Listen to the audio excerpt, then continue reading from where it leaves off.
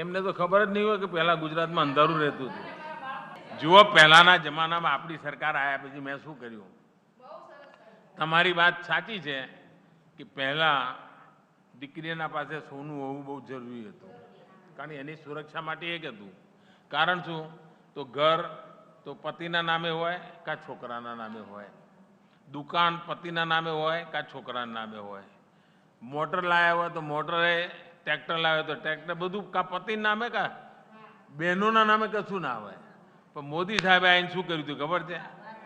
મેં ખેતર પણ તમે જો બહેનોના નામે લો તો સ્ટેમ્પ ડ્યુટી ઘટાડી દીધી. આપણે પ્રધાનમંત્રી આવાસ યોજના આપીએ છીએ તો બહેનોના નામે જ આપીએ છીએ.